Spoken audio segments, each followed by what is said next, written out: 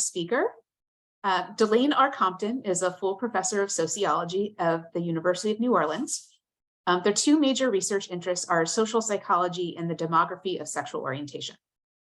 Their research uses both approaches to examine sexual, gender, and family inequalities in best practices and research methodology. Compton is the author of Same-Sex Partner, The Social Demography of Sexual Orientation from 2009, and Legalizing LGBT Families, How the Law Shapes Parenthood, published in 2016. In addition to editing numerous other volumes on gender and sexuality, including Other Please Specify, Queer Methods in Sociology, published in 2018. Delane's talk today is titled An Identity Crisis, Assessing Queer Categories in Changing Populations. Please join me in welcoming Delane Compton.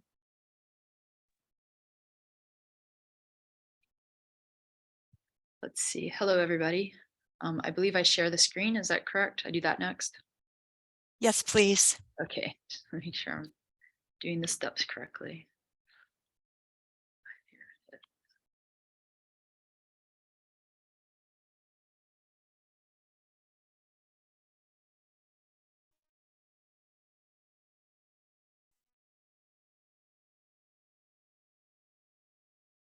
Good afternoon, some of you here. I really just wanted to talk to you guys about doing research and the queer population, doing research on the queer population, and then also about some of my positionality as a LGBT person or a person who identifies as part of the queer population. Here's a little bit about what I'll be talking about. Just a quick overview. I'm going to talk to you guys a little bit about who I am, my positionality. I really want to give you guys a little discussion on first lessons that I learned that I think really helped shape the core of my work and got me on the trajectory that I'm in. I also want to share with y'all a theory that I have and kind of look into and check into on a regular basis, kind of a continuing topic of interest for me. And then share with you the current problem that I'm working on and look towards the future. First and foremost, I want to start by giving you guys a sense of who I am as a scholar. My gender and sexuality scholarship typically draws on social, psychological, and demographic approaches to examine the process of categorization and labeling. I've very much been interested in labeling processes, the mere fact that somebody has a label or doesn't have a label, or we have them in a category or not in a category, and how this can change how we interact with them or how we might deliver services differently and so forth. This probably likely really started off with the idea of coming out, the fact that you could be loved and accepted in your home in, say, the 90s. I came out in the 90s. But then, by the fact that you now check off this one label of being LGBT, you no longer have those, maybe don't have those resources anymore. I do think this was a very powerful idea for me to see. But I also saw how really the idea of what we know really affects our decision making. And I think this was a big piece of the science that I do and my interest in science and knowledge building. So this idea of categorization and labeling and how this produces research results that render some populations invisible, for example, or offers some populations more resources than another. How is it that outcomes and treatment and resources differ based on how you're categorized? Also, how do people play with these processes? What I really mean to say here is that the way we design our research and the questions we ask really contribute to our future questions and our future understandings of the world, and then how we then continue to do research. The way that we design our research can really affect who we see and what we learn. This can then subsequently affect everything from our greater knowledge systems, but also things like policy and law. It can also lead to false assumptions. And I feel like false assumptions are a place where I've always kind of seen assumptions that I've recognized as assumptions since I was a child, in part because of my positionality and who I was. So alongside my empirical work, a big outcome of my research has been to highlight and resolve the limitations of current knowns, unknowns, and assumptions, to point out assumptions so that we can then maybe try to know. A big piece of this is always also intertwined with methods and research design. And a big goal for me is to always collect the robust data that I can, the most robust data that I can on sexual and gendered identity populations, in part because this data is quite lacking. So currently data on LGBT folks is extremely lacking and limited, particularly in kind of the scientific guise. And this is especially at the national level. So while we may have we might have quite a few studies out there that are more piecemealed or qualitative, as far as we're basically still making little steps, as opposed to like a paved road. We have kind of like a little lined, pebbled path that we're on, and this is actually really important for the field because it does set us up in a situation where we may be in great growth, and we do need to continually check our assumptions from the past. So we've only been collecting survey data on sexual orientation really the last 2 decades. And I wouldn't say it's something that has historically been included on most surveys. Now, when people think of creating a survey, say at your university or in your city or town, it may be discussed that we do this. That's a very new conversation, and it's even less so the case for gender identity. Now, we have started working towards this, for example, for the 2030 census data, but for the most part, we have only in the past 5 years collected data on gender identity at the national level in a way that would be nationally representative. And so this is actually really a baby field, and I want to highlight that. I want to highlight that we're kind of at the beginning of this. We have overwhelmingly not given our attention to this particular population. For example, we had an entire marriage movement without any attitudinal representation on how LGBT folks feel about marriage. That's kind of, that blows my mind, like how much we do things without knowing.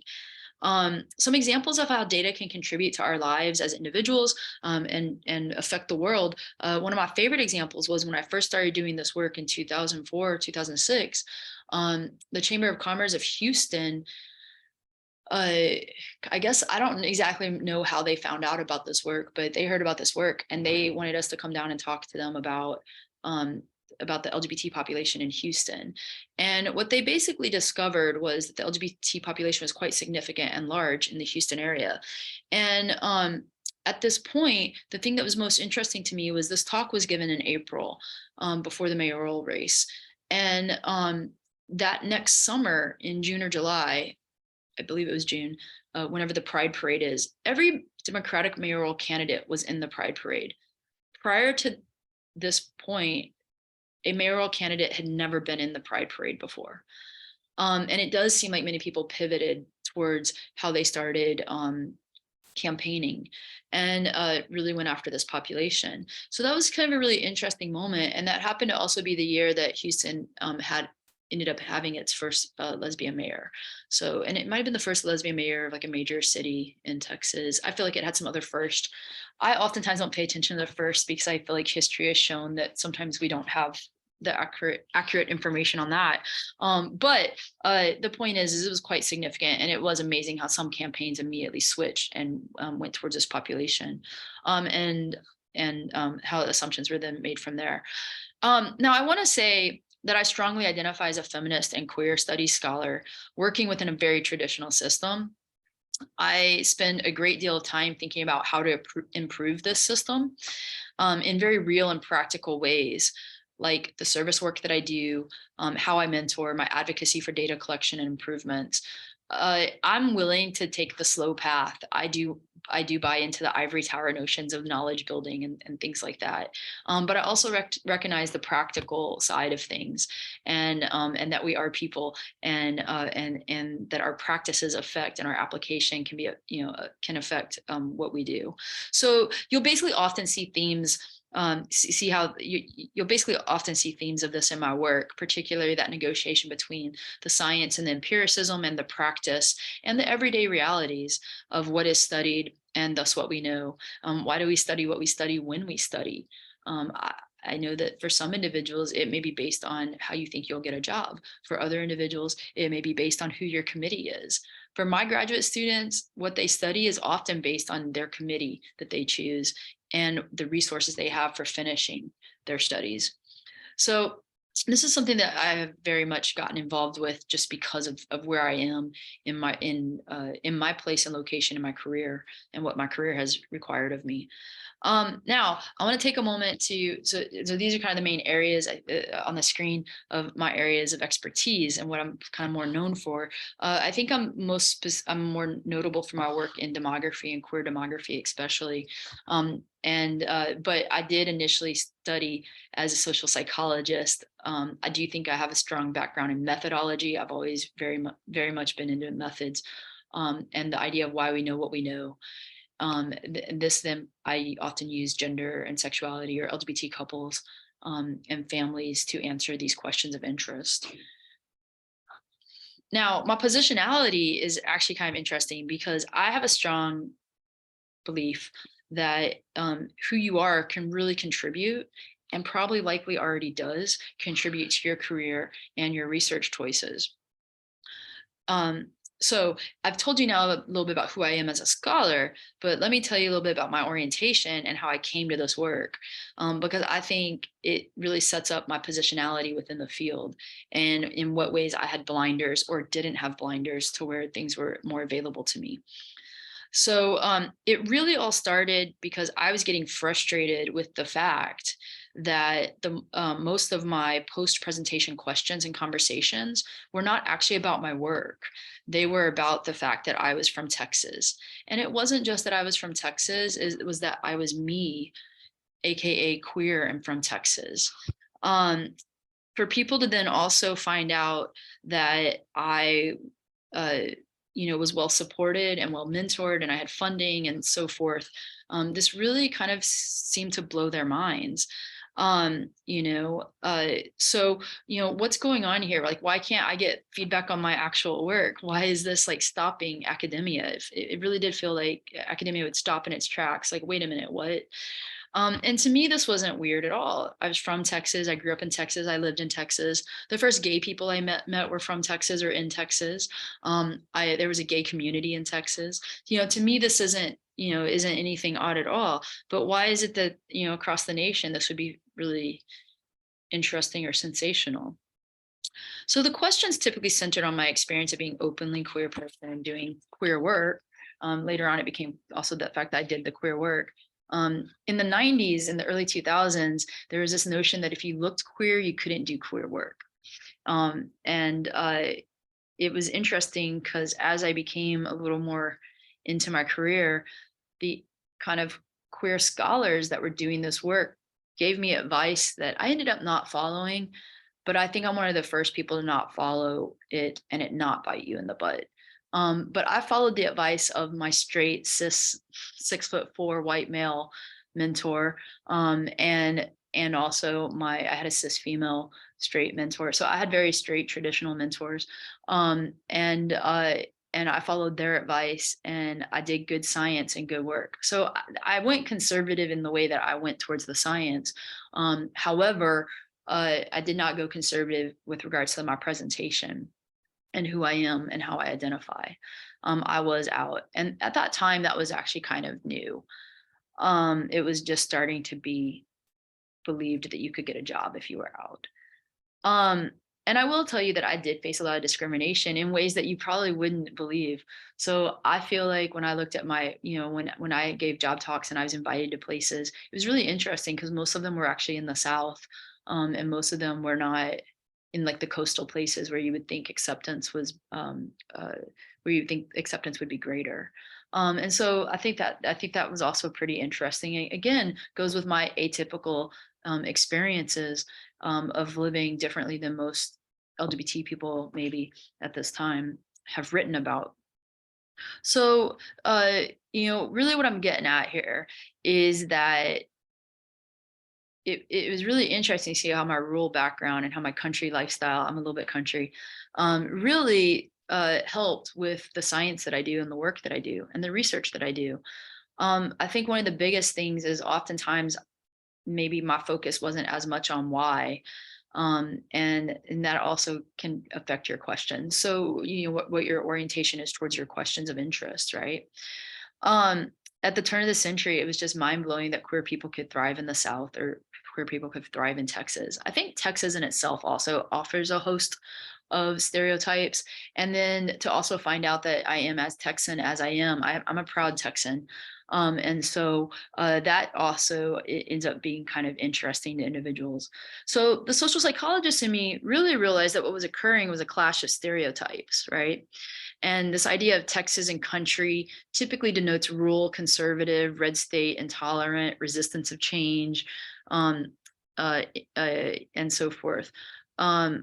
While the image of an LGBT person maybe included liberal, blue state, urban, progressive, I found that I actually was more uncomfortable in kind of the more quote, what should be friendly spaces. But I think more of this was about the urban part of it versus the rural. I really am a small town kid, and it can get real flashy out there in those urban queer clubs, and so it's really interesting to think about like where we feel safe and where we feel good, and then also like where the world would expect us to feel safe and feel good. For example, at the time I was first starting this work, the place you were most likely to have for a gay man to be hate crime was actually in the Castro, which makes a lot of sense if you consider where the population is and would be. But it may not make sense in the sense of where a person feels safe. Does that make sense? So these are the types of questions I got really fascinated with from a social psych point of view. Now, I also was able to really help contribute to some very traditional discussions in my classes, or in my research with others, in part because I could really understand something from an outsider or from a unique experience. My queer experience on the LGBT population or queer community really helped contribute to some of my ideas for demography. And my rural experiences also really helped explain some of the things we were finding demographically speaking. So, there's a lot of different ways we can think of and consider positionality. Now, this all culminated in the meeting of Dudley Poston, a world-renowned demographer from San Francisco. He'll tell you he's a old-fashioned Irish Catholic boy from San Francisco. When he first told me that, I didn't really know what it meant. I was like, I heard Catholic, where I'm from, Catholic means anti-gay. You know what I mean? But I didn't know it, and that's not how he was acting towards me. So anyway, what it turns out for him, it actually is a liberal notion. He's telling you he's liberal, he's really good progressive, and he leads with that in Texas because of how conservative it is where he lives. Anyway, at this point, I went to Dudley and I basically said, Dudley, I need to figure out how many gays are in Texas because nobody believes me that gay people live here. And this actually kicked off the 2000 census data work that we did. It happened to be around 2004 and the data had just dropped. And Dudley was like, I think for the first time we might be able to like assess that. He's like, we can't assess it directly, but maybe by proxy. And so we started doing that work together. And then that led to some other things I'm going to talk about here in a moment. But the big takeaway I had here was that overwhelmingly, when I was seen and when I was worked with, I was associated with LGBT. Growing up, I was considered a tomboy. I think it was always assumed I would be gay. I know that my mom thought that from a very early age, and so forth.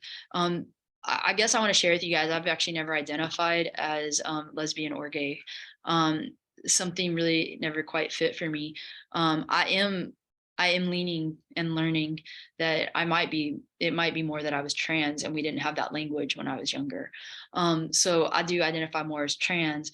And I think it wasn't until I found the term genderqueer that I sort of came into the LGBT community. Not that I was opposed before, the other ones didn't really seem to fit so well. And so this is actually a really interesting thing to note as a researcher, especially a researcher who's like been doing this research for 20 years, to then be like, oh, I think I was trans. I never quite put that together. And so, there's a way that we live our lives and there's a way that we do research, and they can sometimes be parallel and never connect. I have always felt like gender was definitely more of the thing that I was interacting with or dealing with versus it being sexual orientation, but I've never been opposed to, studying both of them. And I think that's an interesting note moving forward, and it may answer some just general questions people have as far as like my identity and pronouns and things like that. Now, the first thing I really want to talk about is, my first project. My first project, I feel like I took away a ton of lessons learned that I want to pass on to people every day of my life. The more quantitative and demographic portion of my work was kicked off with this data from that I worked with Dudley Poston. There was also three other people that started using this data and working with this data with Dudley. And one of the things that was really interesting is we couldn't get it published. And it was fascinating because we couldn't really get it published in large part because there was usually a gender and sexualities or queer studies scholar that really hated the idea that we were counting or that we were categorizing people from census data. So there was a whole push against this like quantification that came out of what I would consider more humanities-based gender and sexuality scholars. That's what I'd call them now. And this was very fascinating because the demographers were loving it, and they were like, yeah, we've always suspected, and it's great to find out that sexual orientation has an effect on outcomes. And this work actually shows that, it demonstrates this, and this is something we've suspected and we know. And we've only been studying, at this time, we'd only been studying gender for about 30 years, which is ridiculous for demography, but that was the case. And it was interesting how the more traditional field and the demographers were actually more open and accepting to me. And so that's another example of something that it was just unexpected to me that I wouldn't have expected. But for the first time, the 2000 census data was considered to have a somewhat reliable enumeration and assessment of the LGBT. Well, I'm actually going to say the lesbian gay population, because again, we did it by proxy and we did it by households. So the idea was that if you indicated a same-sex partnership, we could use that. If you were in a different sex partnership, you could potentially be bi, right? Or you could even be bi in the same sex. So we weren't really assessing sexual orientation, but we were assessing your household. My questions and interests in this data led to a series of papers that actually led to this book in grad school, because we could actually get a book press. We were able to market ourselves to a book press. We actually had quite a bit of interest in this book. But we weren't able to get into the journals. And I have a number of editors who wrote me back saying how much they really wanted this work to get in, and they wish they could like violate some of their precedents and so forth. But having one negative reviewer in gender and sexuality scholars, people were really scared to publish. So this work focused on who these couples were. This work also focused on spatial distributions. We were able to speak to that with this work. And we were able to speak to family outcomes. We were also able to do a little bit with income that was pretty interesting. So until this point, we actually knew very little about the LGBT population. And it's not even a population that was considered in data collection. And the qualitative work that came out was heavily centered at this point around gay male life in just 3 to 4 major US cities. So I am going to keep this to America. So really what we knew, it would be fascinating to think about what if like the first work that we really had was centered around qualitative work or convenience samples of land dykes. I don't know if you know about land dykes, but they are basically like women who identify as women that live out in the country and kind of a separatist segregation lifestyle. But they live in rural spaces and so forth. And so, like that might really change what some of our assumptions and stereotypes were, right? Who we thought this population was and how this population was represented. So this idea really kind of took hold because because we started having these outcomes that people started paying attention to, but we're still a little bit new to accept it. I'm actually very attached to this data and the census data. I've been defending it while also understanding its limitations and seeking improvements from the start of my career. And I actually hit a milestone that I didn't realize I even had when last year I was asked to actually work with the census on building these questions. And it really took me back to when I was a wee little grad student going into Dudley's office and basically being like, how do we get a sexual orientation question on the census? Like nobody likes this work because we're using couples and we're using household data. But so then how do we get the individual data? that would be a sexual orientation question, right? How do we get that on? And Dudley responded that, well, we'd probably have to get it on the GSS first. That'd be the easiest way. And so fast forward like 6 or 7 years, my best friend at the time gets a job at Chicago and like walks over and knocks on the door of Newark. Hey, can we get this on the, can we get these questions on the GSS? Specifically, we started getting interested in trans data too, because we're realizing there's no trans data. Another thing that's really interesting is how stigma and fear have driven this data. One of the reasons we actually have some of this data actually came out of the HIV crises. And so the data came out of Census Bureau realizing they at some point would probably need to figure out where this population was so that we could get help to them. And it was from a very liberal and progressive mindset. And so they marketed the unmarried partner category to Reagan with by sort of making his salient identities and concerns for unwed mothers, and the idea that this unwed needed to be measured for his interest. And so that's how they initially got this data. Now, again, I'm quite attached to this data, even though it's not perfect. It's actually quite imperfect. But the thing about it is, once we got it and we started working with it, we were able to then make it better. And by 2010, it becomes data that we believe. And we, by 2020, we don't have to defend it so much anymore. Now, this work was extremely controversial to the field of queer studies. And it makes sense as to why, when you think about the questions they ask and their orientations, and probably also salient identities. Anytime something's new, that's always going to cause a little bit of a concern, and we're going to be a little bit fearful. So, this is really interesting, the tensions that were involved, and kind of learning how political research is, right? As with anything new, it was slow to be accepted, but then qualitative scholars slowly started accepting it and realizing how it was useful to them, how it benefited their work. It allowed us to figure out where people were to do better research and so forth. It also allowed us to show that our qualitative work could maybe be supported, and our qualitative findings were actually, in fact, kind of triangulated and validated, right? So the overall lesson learned here with regards to sexual orientation, the overall lesson we learned here is that sexual orientation and gender identity did affect outcomes and do affect resources. We also found some surprising findings, some exciting findings and surprising findings. One of the ones that I find most interesting, I guess it just didn't occur to me to question this, but sexual enclaves are actually segregated by race, class, race, sex, and age. Yeah, that's what it is, race, sex. Yeah, so this idea that there's diversity within the queer population. To me, looking back, that's such a simple thing. And of course it's true, and we know this, but this wasn't something we did feel confident that we really knew. And it kind of blew my mind how much people didn't realize that gay and lesbian enclaves would differ.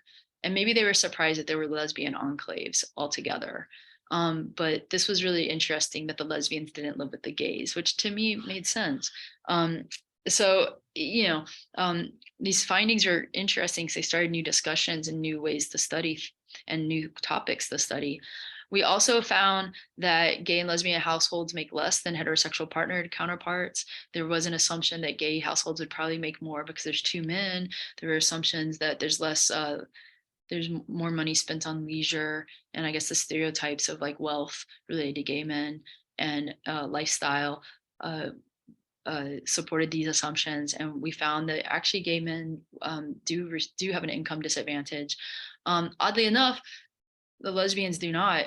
So we found lots of interesting findings. My other favorite finding that we found, and it kind of led into the second book because honestly it made perfect and total sense to me, was the fact that most LGBT, well, I'm going to say most children in same-sex households were actually plotted across the Bible Belt and in the South.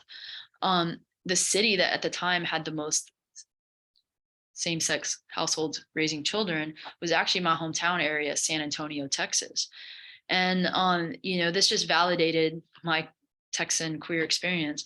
But it was really interesting how much this was shocking to other people. But it made sense to me on a number of fronts. Mostly it made sense to me because I assumed people were not out yet. And I assumed that people had prior heterosexual relationships that would yield children. And I assumed that if people still lived in those areas, maybe they fit a little better, or they had family resources or support in a way that, you would then also live like others around you. So it made sense to me that these individuals might be more family oriented, or want to raise families in these settings. I don't know that I was able to explain it in those ways, but it didn't surprise me what I found, and it did largely surprise everybody else. And so this became the project of kind of our second project. But before I go on to that, I want to share a couple more lessons learned, and also advocate for you guys to always believe in yourself and trust yourself and follow your gut, because I learned a lot of lessons in my first project. And, there was a lot of times I didn't really advocate for myself, in part because I was young and inexperienced. I also made assumptions that other people would know better than me. I especially feel this way when it comes to marketing. So I let the press pick. I was okay with the press picking the book cover. By the time we finished this work, I was on the job market. I'm trying to get a job. Like, I didn't care about the book cover. I should have cared about the book cover. I did make a request that it wasn't pink, and the initial book was blue. But that was my one request. I really wanted a boring book, something that looked like a legal book, or something like that. But we ended up with this hot pink book. I initially didn't want a pink book because it seemed like all the gay books are pink, and I wanted it to stand out in the library if it was in the gay section. And that was my initial notion. It never occurred to me they would come back with Comic Sans front. They also really forced a change in our title. The initial title was Social Demography of Sexual Orientation. That was it. They really wanted to highlight that it was same-sex partners and not, quote, LGBT people or lesbian and gays, if that makes sense. They also really wanted this issue related to search engine optimization. However, it would have never occurred to me, though, that we would have gotten a cover quite like this.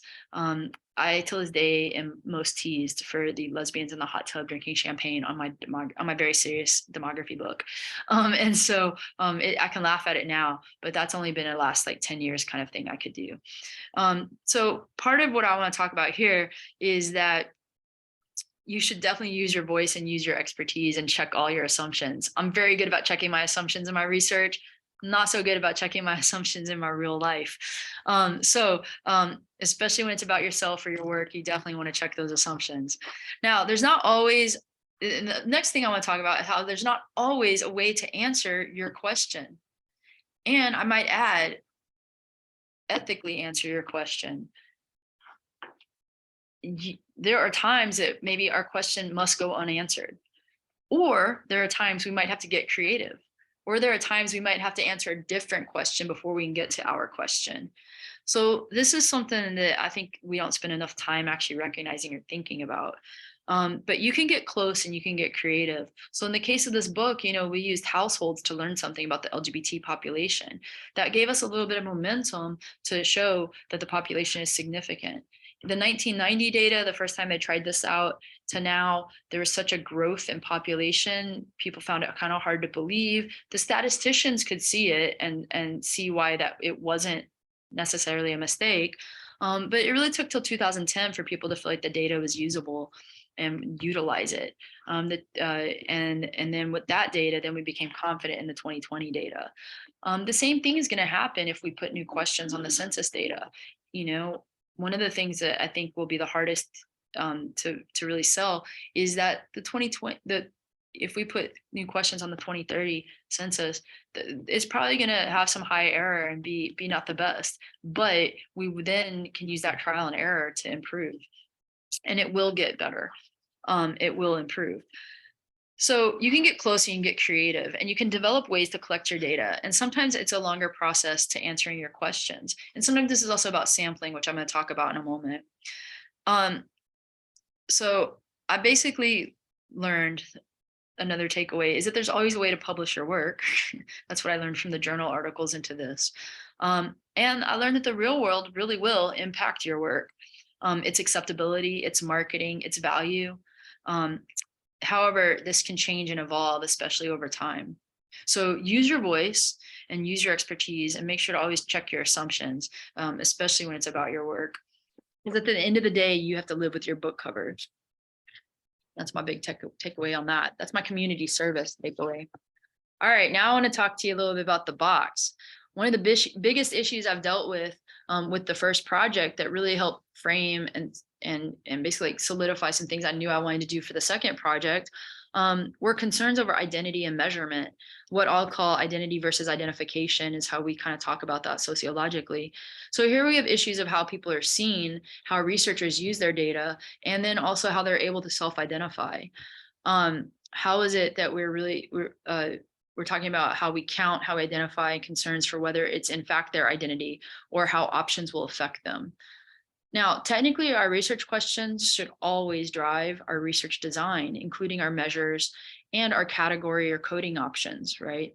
And this should also then all be nested within culture, what's acceptable, right? And how people, what will be like inclusive and how people will want to identify. Now, that's actually saying a lot.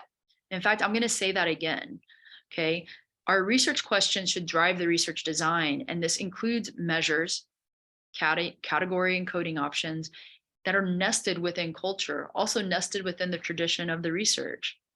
So all of this becomes quite a bit of tension with regards to my research because the cultures are actually not very aligned. Mainstream culture is actually doesn't know too much about the LGBT culture, and we also have a situation of great change in population and in identification. Or what we might call, what might statistically look like a little bit of flux. So why are we including what we're including, and why are we asking the questions we're asking? One is to get at the answers we want to be able to speak to. But two, there may be times that we also want to think about how we're going to utilize this data. So most straightforwardly to a statistician and to a survey creator or survey person, you know, we think about the categories we're going to use and how those are going to be used to answer our research questions. It's also important, though, for us to think about the respondents and how the respondents would identify. I like to think about this when I'm asking my kid what kind of snack they want. I can have an open-ended question about what kind of snack they want, but it can also change my organization and also his demeanor if I instead know I have these 3 snacks to offer. Which does he want? Okay. Now this is a logic issue, right? But if he knows these 3, picks one, he's going to be happy if he gets it. If I give him, you know, the entire choice, he's not going to be as happy if he doesn't get it and he only gets one of those 3. So there is a notion here that if you only know that you're only going to use 3 categories, then do we do that or not do that? There may also be a time in which we want to ally signal, where we want people to become accustomed to seeing certain identities. So in those cases, you know, we may be doing service towards our future work by including questions and options and categories that we wouldn't normally, that we may know that we're not necessarily going to use. All right, so here's the big thing. When you live outside the box and people don't typically think of you in creating the box, then you generally understand and learn the box very well. You also generally create a modus operandi for how you then interact with the box, right? So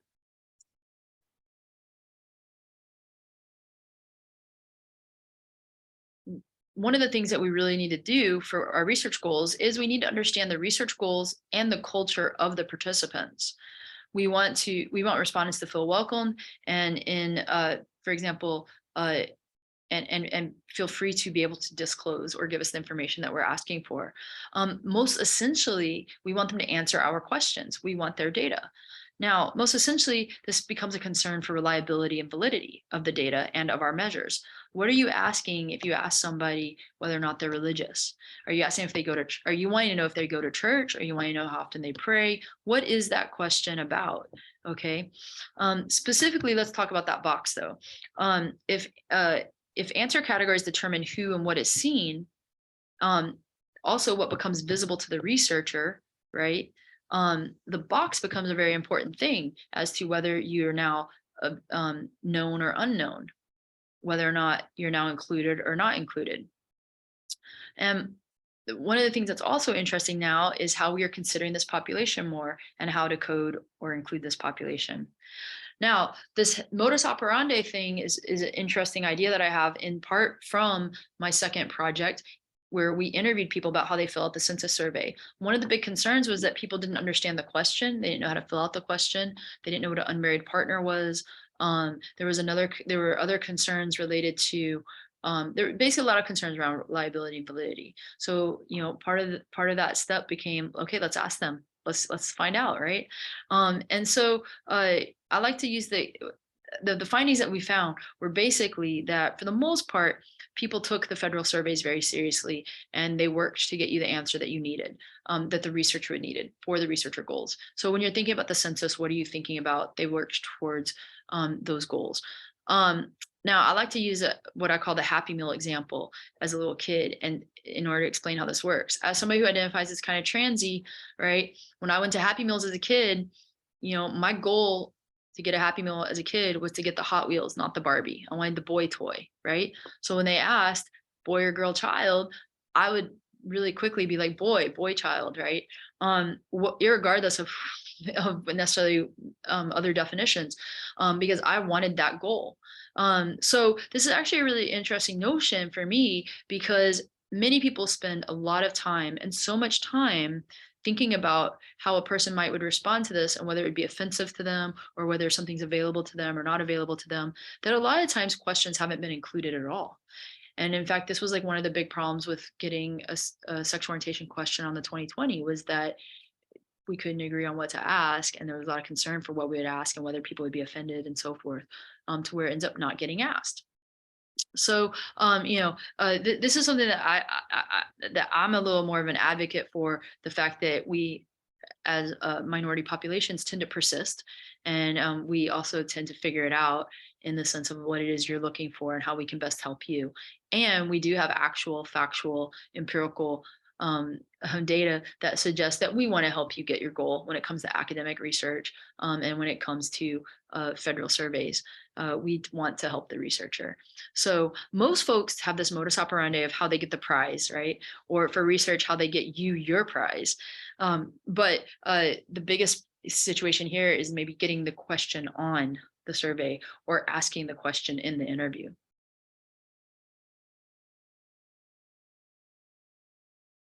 I've since learned that when we don't like something academically, or when something goes against what we want it to be, we typically attack via the methods and the measures. And this is really interesting, because for LGBT population, it can actually leave us without data collection. So that's going to be a big takeaway here. Now, my second book project came out of the first project, where we answered a lot of questions that came from the first project. So of course, quantitative data is going to yield, and statistics are going to yield certain things, that may go against what we would expect. For example, how LGBT families live in the South, that went against what we expected. So let's go talk to the families about why they live there and what's happening. So the second project ended up being a little bit about that. Now, this work led to more publications and a second book project that was largely qualitative, follow-up to the quantitative work, that challenged many stereotypes about the LGBT population, their families, where they lived, where they thrived, and how legislation affects them. In addition, we sought to examine how access to rights and protections affected our respondents. Many folks didn't want to believe the numbers.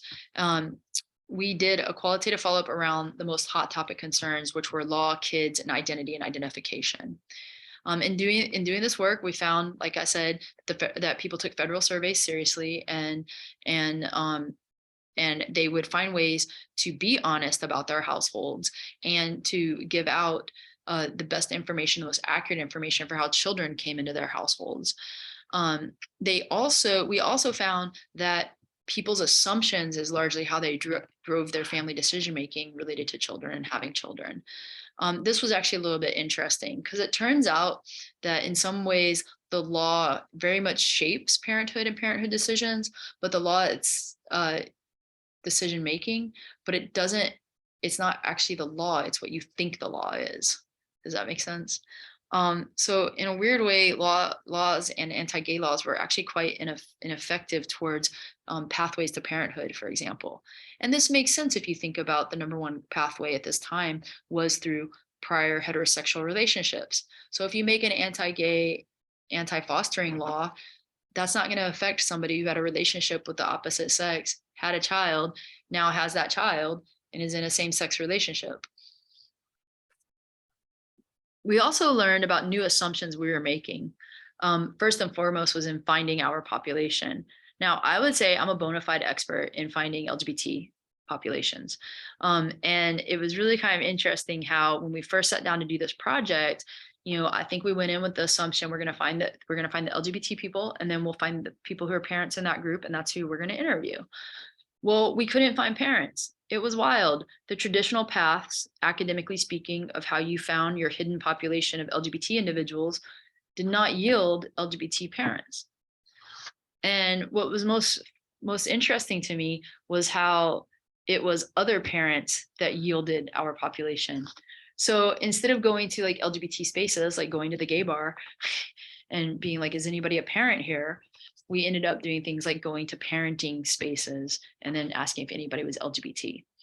And that's actually, that was probably one of my surprises in my life of assumptions I make. It's rare that I do make those assumptions about the population, but in this case, I really did. I was used to the tradition of you go to the gay bars, you go to the feminist bookstores, like where do we find, queer populations?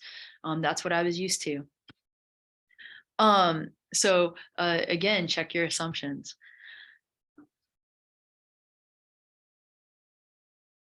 Now, yeah, so that's basically what I talk about. Now I want to talk to you about the current problem that I'm facing. Now, throughout the course of my research, I've contributed to methodological discussions regarding the challenges encountered when applying traditional sociological methods to LGBTQ people, right? Like how can you figure out what your sample size should be if you don't know the population size, right?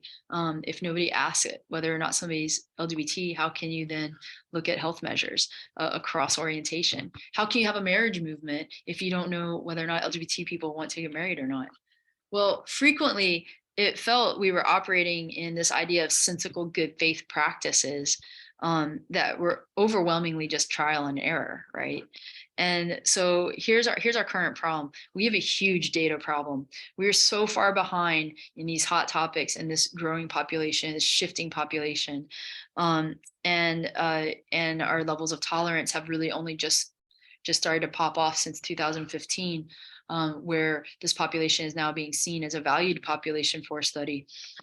And that's a pretty recent number. That's this decade, right? So we have a large population of people that we've only recently started to give attention to and seeking understanding. We are only starting to learn who they are, how many there are, where they are. We know nothing about shifts or changes over time. We're starting to see that, I think, right now. So I'm really excited about that.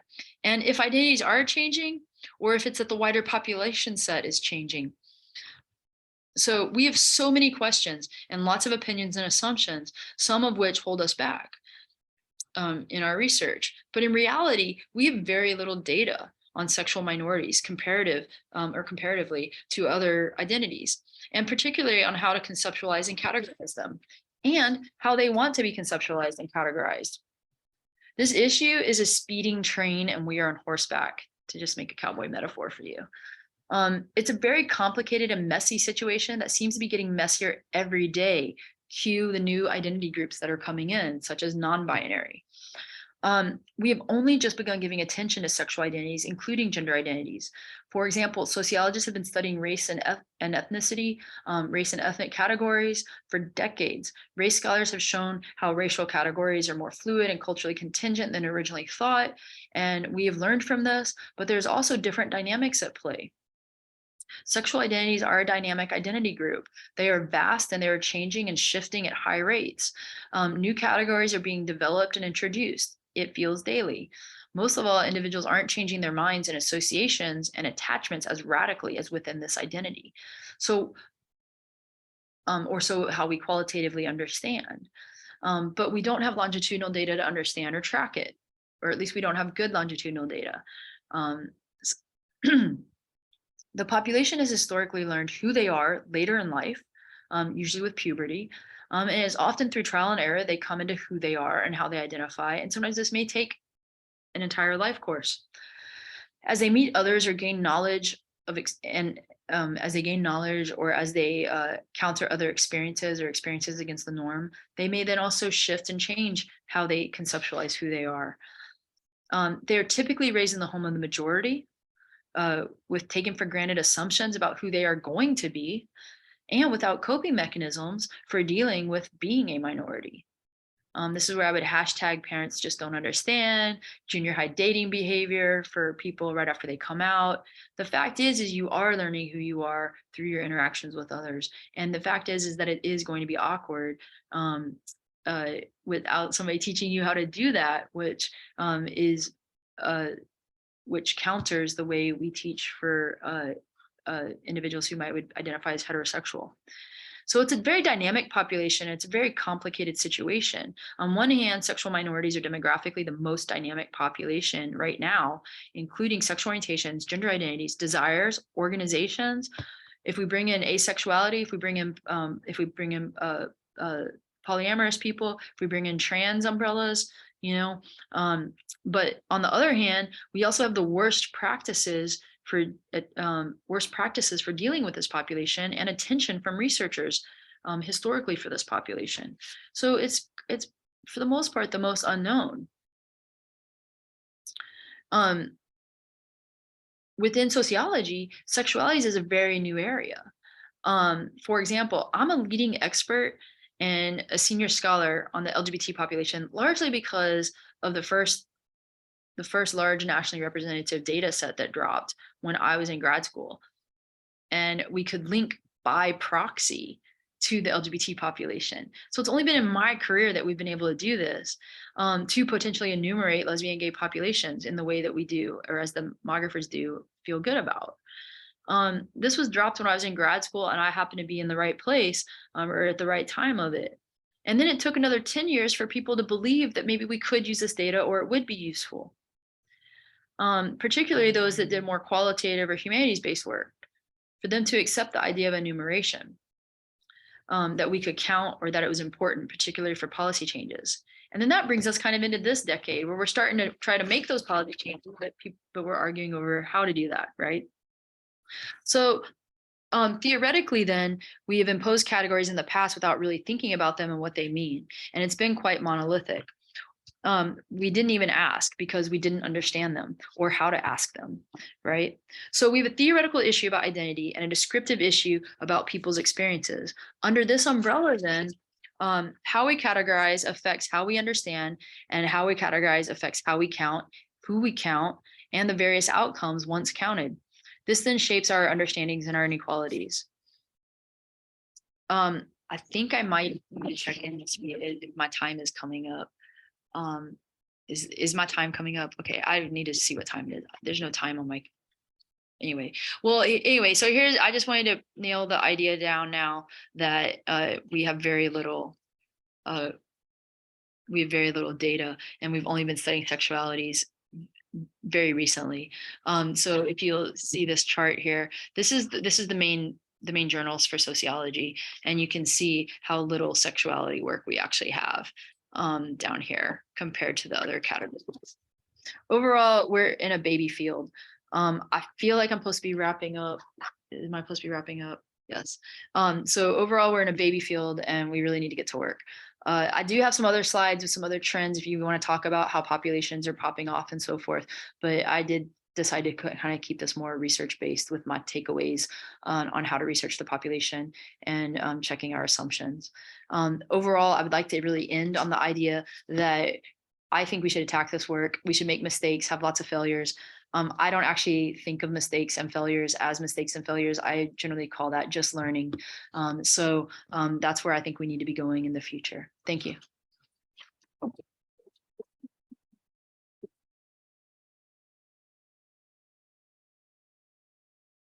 Thank you so much. That was great. Lots of great topics in there. So for folks, please feel free to put your questions in the Q&A in the chat, and we'll field them here as you consider what to ask, because lots of great concepts and themes came up there. Some prompts that we thought of for you all to consider: what excited you most about what was talked about today? What surprised you most? what did you hear today that you might connect to your own research? So those might help you think of questions and comments to share with all of us. And then we have a question. So that's, go for it, throw your questions all over the place. And Kathy will start with the first question in the Q&A.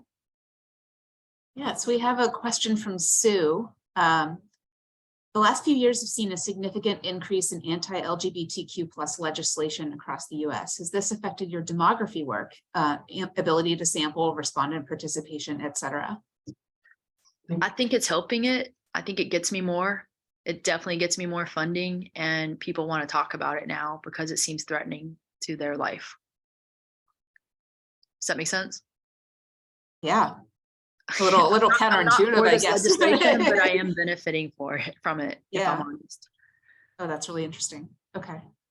Again, this is the fun stuff about this work, is it goes against what you would think. Yeah, definitely. Gosh, I have a lot of questions that I want to ask, so I'm trying to figure out where to start. I think one, in terms of approaching research that I'm interested in the introduction to other please specify, you and your co-authors talk about this idea of other people who are on your side, right? And having kind of research co-conspirators or something similar to that. Can you talk a little bit more about your research community, how you've built it and how you work together and what it means for your work? My personal research community, such as my friends? Yeah. Okay. Well, I can tell you that the way that book came about was I wanted that book in grad school. I was like, I want somebody to tell me what I'm supposed to do in these situations, or how do we deal with this, you know?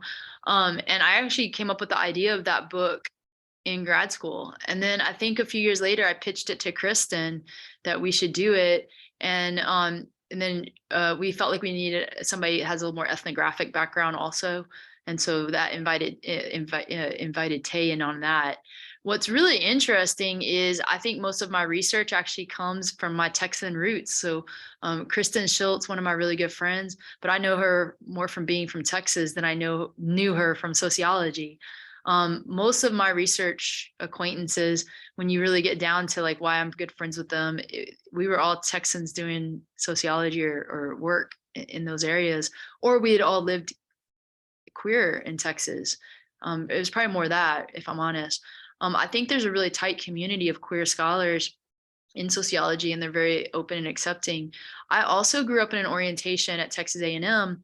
That department's actually really liberal, unlike the school in Austin, but the orientation there was collaboration, and that we're all trying to build a system. You know, we're all trying to contribute to knowledge. We weren't competitive at all. And that is something that seems different. I've always kept that attitude, and I find that it attracts others. Did I answer that question?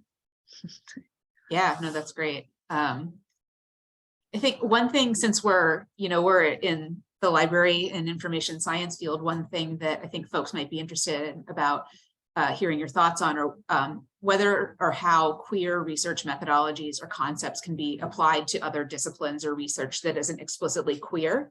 Like, what can social sciences kind of writ large learn from queer research methods? Yeah, well, I think the big thing here and the big takeaway is that in reality, there's lots of logics and there's lots of ways that we make sense of the world. And it's really important that we understand the role that things like experience plays in that, in addition to, quote, science. But most of what we know and how we live our lives is probably based on practical experience, not necessarily science. Like, science is actually truly quite rare, and it's expensive and it's slow, you know? So if we're trying to make the world a better place, science is not always the most, it can create really big leaps to that, but it's not going to always be, there's going to be some tension there related to speed and time and so forth. So I think that's really important, to not discredit or discount other disciplines because they do something differently. Likewise, I think it's really interesting how much you can ask a question one way and answer it, or you could have a research question that can be answered 10 different ways. So I do believe that I don't believe there's one way and it's the best way ever. I think there's lots of ways that we can ask questions and get them answered. And I think that when I'm in the practical world of academia, it doesn't feel like people believe that. Like, you know, it's like, you have to do this. This is what you do, and it has to be ethnographic in order to do this, you know, like I know that ethnographers, I work with one of the main people in my department that I interact with the most is an ethnographer, and like they have a level of what they consider to be like the gold standard, like their work is the best because of the time they take. And I'm like, I found the same thing out with just 45 minutes out of my day talking to that person for like 45 minutes. I didn't do that for 3 months, but I talked to 5 people for 45 minutes and I got the same answer. So, you know, it's really interesting because I don't think there needs to be I think there are different things that ethnography provides, and it does need to be done in a certain way, but sometimes we can also answer our questions differently, or you can answer it in different ways. So now if they go out and they do an ethnography of something, and I go out and I do, you know, 100 interviews and we get similar findings, then we can feel also better about that being a potential like fact of the world. I don't believe in truths or facts really. So, but you know, we can find support for that being the way that we organize our life now. So I guess that would be my big takeaway for everybody, is that there's not just one way to learn or know something.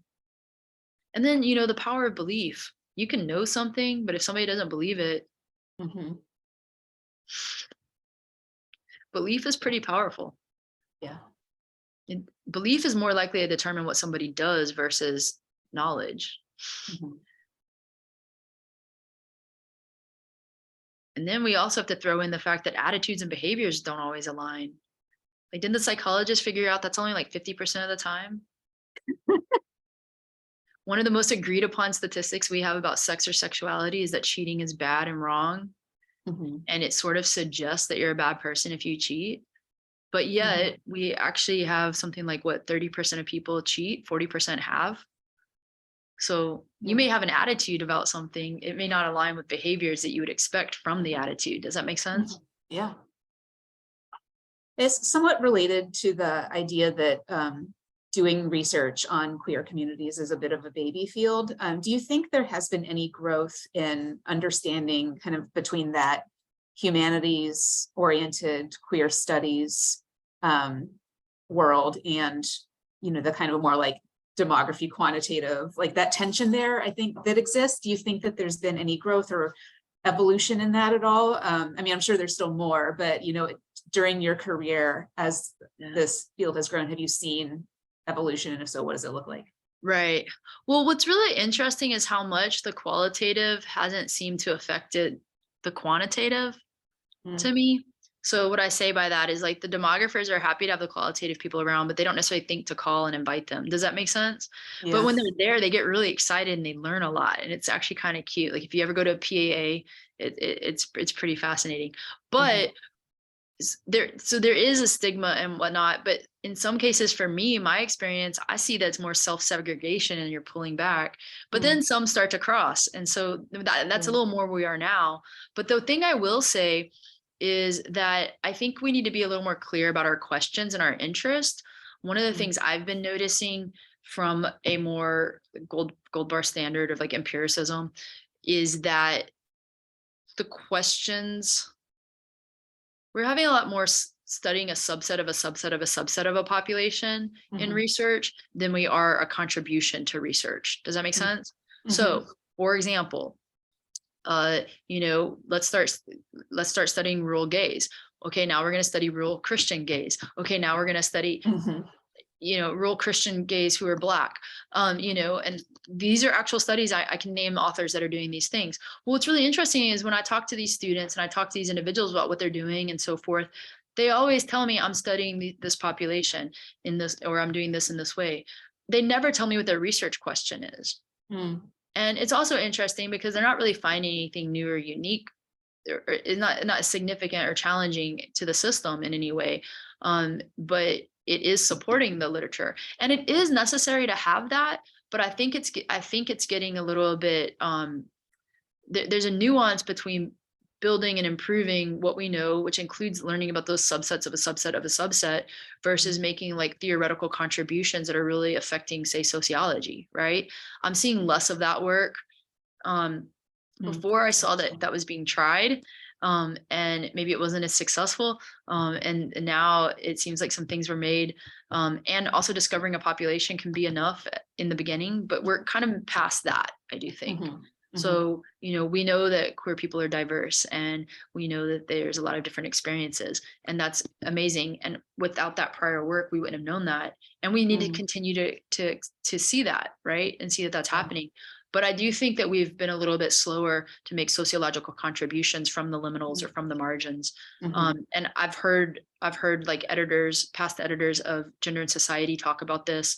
And the editors of the big journals talk about this. They want to put more queer work out there, but the queer work isn't as foundational or shifting to sociology. The other piece of that I'll add is that right now, what I think is going to be really interesting and challenging to research methods is actually going to be more about technology and technological advances. That's actually, I feel like the queer population really shifted how we understood and how people offered a new insights into how things could be done and how we would gain access to certain populations, hidden populations, and using queer individuals or queer populations as a vehicle to study things such as gender dynamics and so forth. That really was popping off around the turn of the century and through the first decade, all the way up until like 2012 or so. Now it seems like we're really playing in the nuances, which is great, but it's going to feel a little bit like we're not growing as quickly or as fast, which maybe needs to happen. I do think with methods, though, we're going to see technology start affecting things. Great. But this might also be about the playing in the nuance field, but the idea, one of the things that really stood out was the idea that categories are shifting and identities shift as well. And I think about there are more folks anecdotally who are using multiple gender pronouns, for example, within a given day, within a given year, within a given week. So I'm curious about what you think about approaching categorizing those identities and making them visible if there's that constant fluidity and flux and change. Well, so I'm open to it. It doesn't scare me because I also feel like, guess what? We can change it next year if we need to or want to, kind of thing. This is really scary to the demographers, and they get really cute about this. Like if you go to the census hasn't changed sex or age. I think those are the two questions that haven't been changed. Yeah. Right. And so when you hear that, people are like, yeah, but these questions haven't been changed. And I kind of just want to be like, well, literally every other question's been changed. Why not these? Like, let's do it. Like it worked out with every other question. Why is it not going to work out with this? Like, why are we not going to figure it out? Like, what's so scary? But there truly is something that scares people when you mess with sex. And I don't really understand it because it's also fascinating to me how much you don't need to know somebody's sex for any interaction. It is really rare you need to know somebody's actual sex. Like if Does you it really pose, think about that. Does it pose a challenge to like longitudinal research? Again, maybe this is because it's This like is the kind of a idea is baby that it's going field, to you know, challenge is that, right? yeah. But also I know we have statistics and I know we can make predictions and like there's, I assure you, here's the thing. Once you have something that challenges something, you can then create a method to deal with that challenge. Like that's what's so exciting about statistics, right? You can create weights, you can create this, you can flag things, right? Okay, but here's the other thing that's really interesting is I do think people are doing a little bit of how you had that friend in college or high school, or maybe he's your neighbor now, who like every time you hung out with them once a month, they had a different person that they dated, right? Yeah. So you never really learn their names. I do think that's happened somewhat in categories. So we're kind of like, oh yeah, in my day we had co and z and zero. Like I can go through the decades of all the different things we've had for pronouns. And now I'm like, oh, we're going to do they. And like, we're actually sticking on it. Like part of me is like, oh wait, we're going to use this one. We're marrying this one. Okay. I'm paying attention now. Like I won't lie, you guys. I've actually blown off some of the pronouns I've heard because I'm just like, whatever, that's never going to stick. Like it hasn't stuck before. Why would it stick now? Yeah. Now it's sticking. So now we need to be paying attention. That's kind of what happens. And if you have a question that has categories, you can't, and let's bring in the technological features. Now we're gonna be doing stuff online, right? You can start off with 2 categories and be like, does one of these not fit? And then open up a whole nother box of categories if you wanted, right? And then you can kind of go from there. And then that doesn't scare the people like my mom, you know. So, you know, it's kind of like, it's like, you know, you can basically have somebody then identify as other and then have different categories, but then everybody else can fly on through because most likely they're not other. And then that saves the error from somebody in the majority applying as the other, because they saw a new box. And for some reason we applied for the new box. You know, so there's a lot of ways that we can deal with this and think about it, but and I'm really concerned about like what is a biased that like what's the fear and the bias in doing it, because maybe I'm a little optimistic we can solve everything. Now when it comes to the census, I really do understand why that moves slow, and it is a big political feature, and it is interesting to think about how they're going to do it, because right now we're having these discussions that in the back of my mind is like, we're going to have this discussion again with the non-binaries because they're popping off, but we have no evidence of non-binary at the time we're having these discussions. So when you're having discussions at like the federal level or at the NIH level and so forth, they want it based on empirical studies, right? And if you have no surveys that have ever used non-binary before, because it's so new, you can't give that information, even though as an expert, I'm like, y'all, we're gonna need to watch out for this category, right? Or you can be like, I don't know why it's different, but I know it's different, right? This one's gonna be different. It's different because, you know, people are using it now on Bumble, and you know, Bumble now only has 3 categories: male, female, and non-binary, or man, woman, non-binary, right? So like you can see that's being applied in a way that's different. It's being accepted. 5 years ago, many people didn't know what non-binary was, and it wasn't necessarily considered to be it wasn't necessarily considered to be a thing, but it is now. So just in 5 years, you know, so I do think that we should potentially collect some data on it so that we can then have that data when we make these discussions. But there's also a thing to be said that I think that population also needs to learn a little history about who they are and how we work in the world too, or how the world works. Because one of the big tensions that I see is advocates getting upset with survey researchers, and the concern for issues of like whether a survey reads as like microaggressively or reads with like aggressions towards a person and so forth. And one of the things we know is that most people have a reasonable self-efficacy and they can take a survey, but we have other ways around that too, that if something makes you feel uncomfortable, you don't have to answer it or whatnot. I don't really have evidence of LGBT people or non-binary people having trouble answering survey questions. I do have evidence of cis people and heterosexual population having trouble with some of our questions. And it does become more problematic if that's the population that's having trouble, if they're such a large numerical majority. Does that make sense? So can you say a little bit more about, like, they're having issues because they're seeing questions about the LGBTQ population, or that they don't understand, answering maybe? them, and Yeah. Yeah. So they basically, and this is also interesting because I feel like researchers keep interviewing LGBT people about how they take surveys, and like, we need to talk to, like, you need to call my mom, like, why are you hitting intersex here? Or why are you hitting non-binary? And she was like, well, let me just tell you the men's work I did today. You know, my mom's a horse person, and, you know, I'm just saying, I don't know how people get to their stuff, but you can also see in the other category how they'll pop off because they've just had their identity struck, right? And they're just straight up offended that you're asking about LGBT people, right? And so one of the things that's really interesting is that the error, the way it works out statistically speaking, is the majority. If you have such a small population of people, such as gender identity, that's a very small number, and you have one person misidentify, let's say you have 2 people, well, now that's like 20% of their population that you're figuring out. Do you know what I mean? It's a difference in the error. So one of the things that we're having to deal with right now is the difference between cultural understandings and language in identities between the cis and the straight population and gender identities and queer individuals. So only since, like, what was it, 2005, only since gender has come out has America somewhat understood and been able to define what a trans person is, right? So that's like this decade.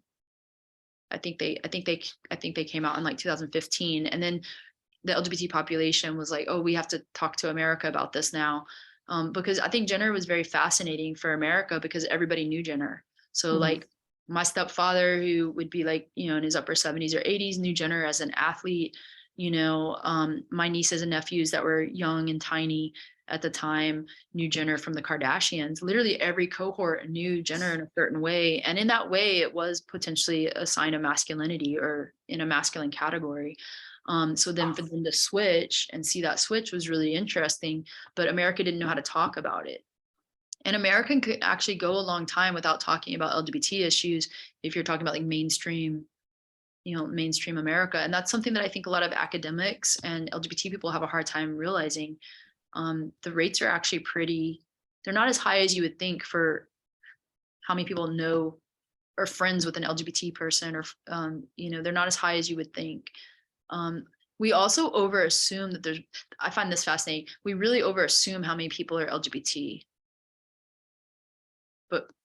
And then we're also don't know as many as we think we know. So there's some really interesting stats and rates, and it is true right now that we are definitely in a moment of change and flux. So 2015, we got federal marriage, we had Jenner, we started having streaming, which then meant that we didn't have to have the prime time representation of LGBT, right? Streaming opened up LGBT role models or understanding. So like, if you ask my mom now if she knows a trans person, she could talk about Orange is the New Black, or she could talk about, like, I think my mom's first real interaction, even though she wouldn't say me, is like Laverne Cox. Although she also saw Boys Don't Cry and seemed to get trans issues. My mom gets trans issues, but not gay issues.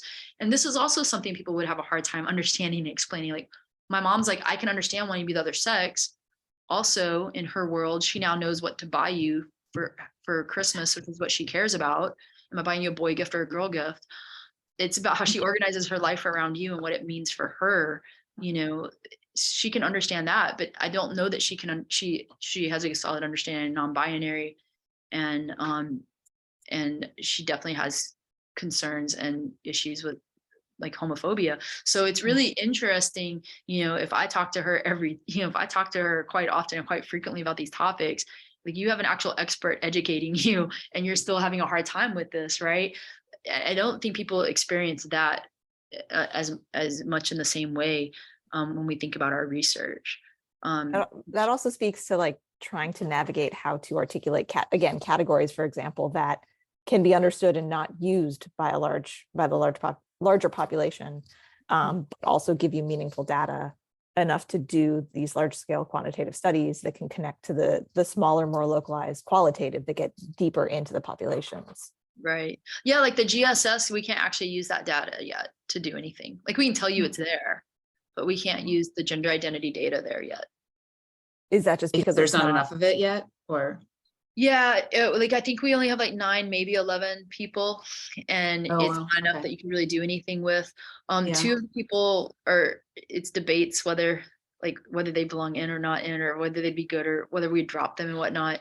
It's really just too small, but over time, we will be able to assess a trend, right? Are we seeing more than, are we seeing an increase in that category and so forth?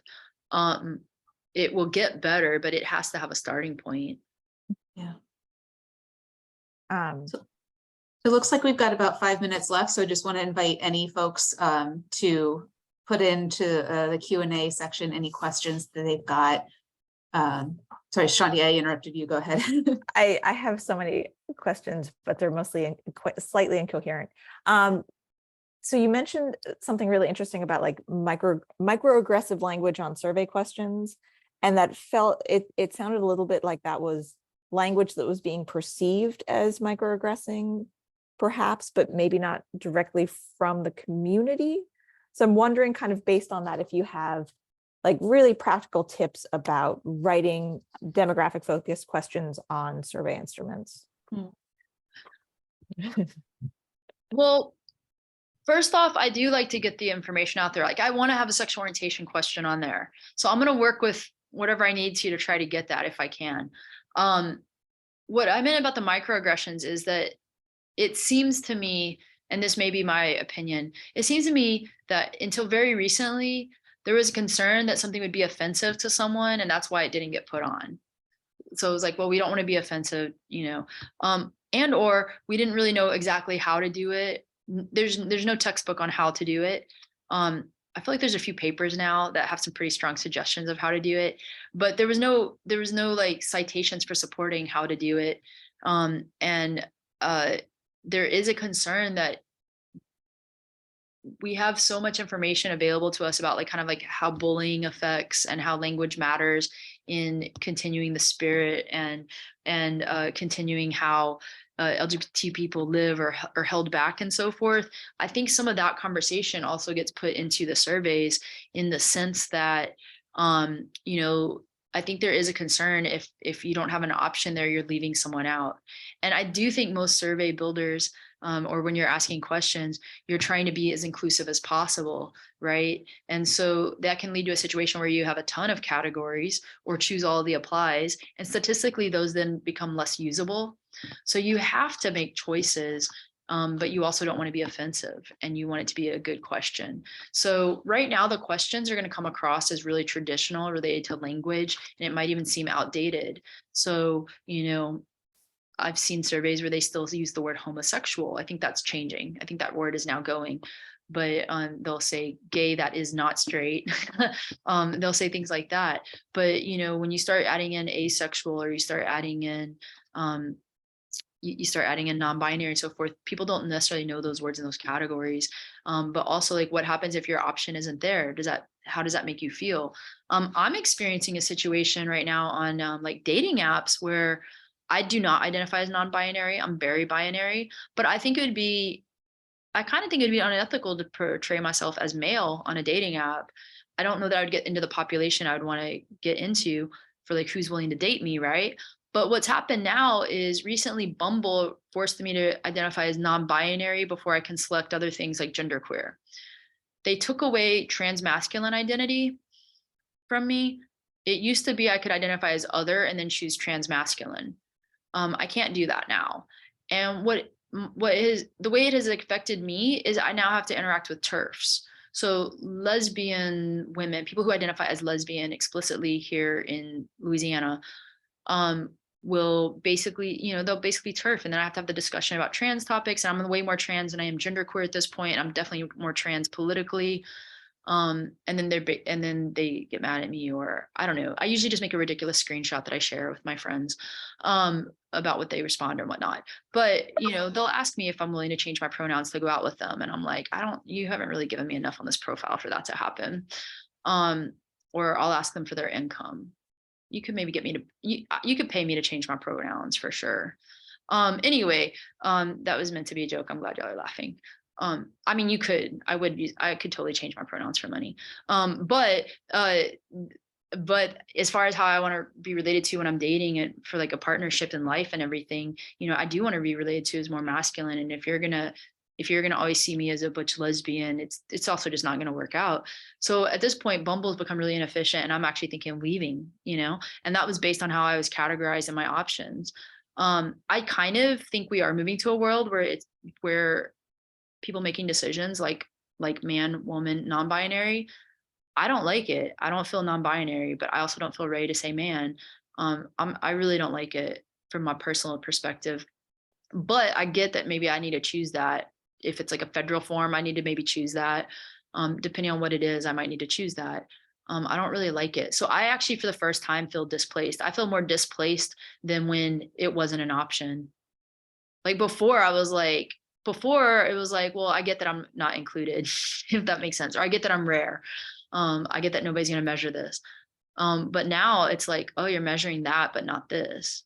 So I think it's interesting that we went to non-binary, because I do think trans is still binary. I think, to me, logically, and this might be my old age, and I might also change in 5 years, it seems like the transgender umbrella would house non-binary also, and that should be the umbrella term.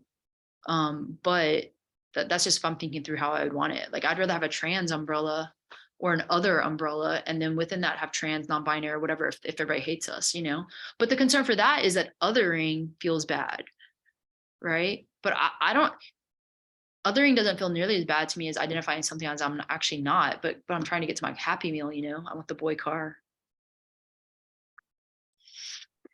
I am super sorry to bust in. I feel like we could talk to you forever.